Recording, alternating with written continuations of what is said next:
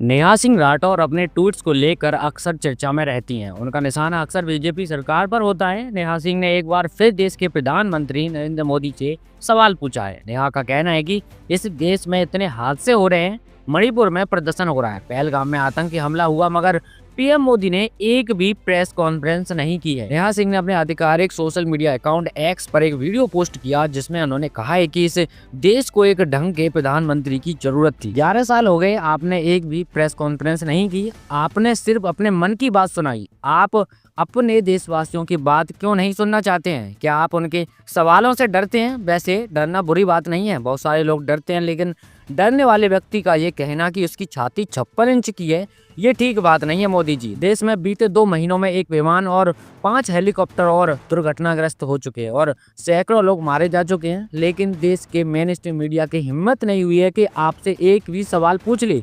ठीक भी है, अब जो चीज जमीन से उड़ेगी उसे जमीन पर तो गिरना ही पड़ेगा।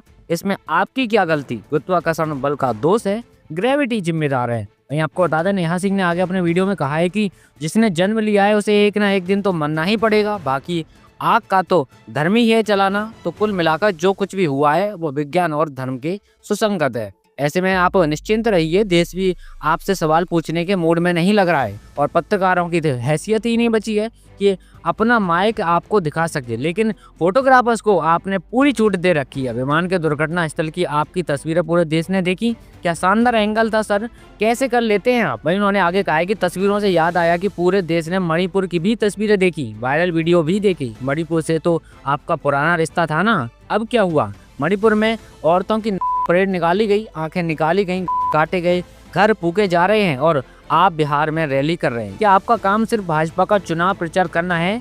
देश कौन संभालेगा? मणिपुर इसी देश में है ना, मणिपुर में आपकी ही पार्टी सत्ता में थी ना, उसकी तबाही की जिम्मेदारी आप लोग क्यों नहीं ले रहे हैं? कहाँ है वो दरबारी कवि और गायक जो सरकार से मेरे एक सवाल पर जवाब में अपनी कविताएं और गीत उगलने लगते थे? मणिपुर पर भी कविता लिखिए ना, गीत गाकर बताइए ना, बताइए मणिपुर में क्या क्या है। मुझे पता है आप नहीं बताएंगे।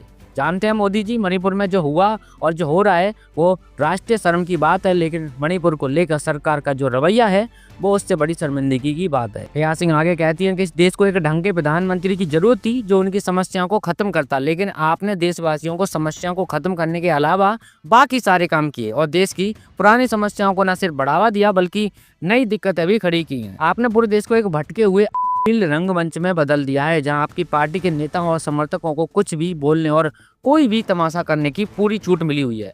आपके अपने लोकसभा क्षेत्र वाराणसी में मेरे खिलाफ 500 लिखित शिकायतें दी गई, एफआईआर दर्ज कराई गई, वो भी सिर्फ इसलिए कि मैं आपकी आलोचना करती हूँ, सवाल पूछती हूँ। आप मन की बात में कहते हैं कि आलोचना करो, सवाल पूछो, लेकिन जब मैं सवाल पूछती हूँ तो एफआईआर हो जाती है। अब आप ही बताइए, मैं इतने सारे मुकदमे कैसे लड़ूं? मुकदमे लड़ूं या गीत लिखूं, गीत गाऊं? फिलहाल नेहा सिंह राठौर ने अपने एक्स अकाउंट पर यह वीडियो पोस्ट करके पीएम मोदी पर तीखे सवाल पूछे हैं। वहीं आपको बताते चले, नेहा सिंह राठौर अक्सर मौजूदा सरकार से सवाल करती रहती है। वहीं इस बार उन्होंने अपने वीडियो में पीएम मोदी को लेकर कई तीखे सवाल किए हैं।